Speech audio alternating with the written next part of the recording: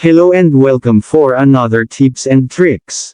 So ngayon ay magkakaroon tayo ng isang simpleng tricks and tips, kung saan ituturo ko yung iba pang Android phone features, na kailangan nyo din turn on upang mapakinabangan nyo itong mga hidden features na ito. So kung interesado ka sa tips and tricks natin ngayon, ay panoorin ang video hanggang matapos. So let's proceed.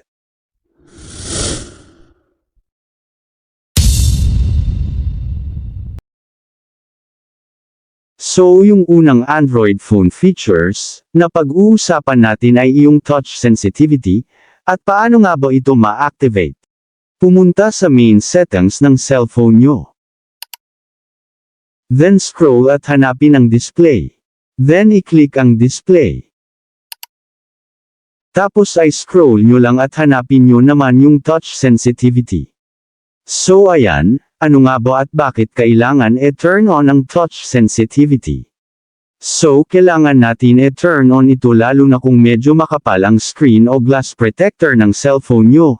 Minsan kapag gumagamit kayo ng glass or screen protector sa inyong mobile phone ay mahina ang touch sensitivity ng screen ng phone natin. So para ma-enhance at lumakas ang sensitivity touch ng ating phone screen, ay kailangan nating turn on ito. So ngayon ay dumako naman tayo sa next Android phone features, na baka hindi nyo pa alam o ginagamit, ito yung tinatawag na pointer speed. Back lang tayo sa main settings ng ating cellphone. Then scroll nyo lang pataas, at hanapin naman natin ang general management, o kaya naman ay language and keyboard. Then i-click natin ito. Tapos dito ay hanapin nyo yung pointer speed. Pero kung hindi nyo ito makita, ay search nyo lang sa may search engine sa itaas.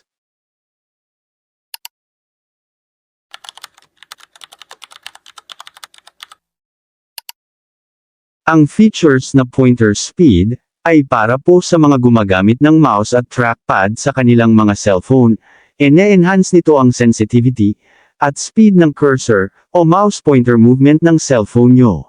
Ang optimized sensitivity ng pointer ay around 50 to 60%. So kung gusto nyong mabilis ang movement ng mouse pointer, ay i-adjust nyo ito.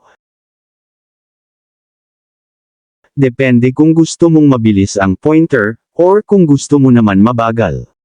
Pagkatapos i-adjust ang pointer speed, ay adjust naman natin ang pointer size and color. So dito ay select nyo lang yung gusto nyo na size ng pointer, from small to large, depende sa inyo. Then dito sa pointer color, ay select nyo lang din ang color ng pointer na gusto nyo. So ayan, hanggang dito na lang ang ating tips and tricks, sana ay may natutunan ka sa video natin, at kung gusto mo ng mga ganitong video, ay pa-like and subscribe at share mo na din upang makatulong din po sa iba.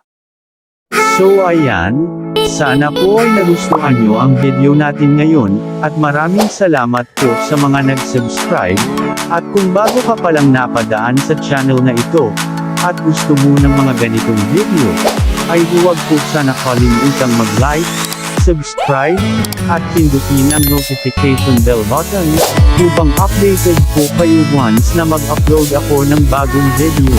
So thank you for watching, and God bless po sa lahat.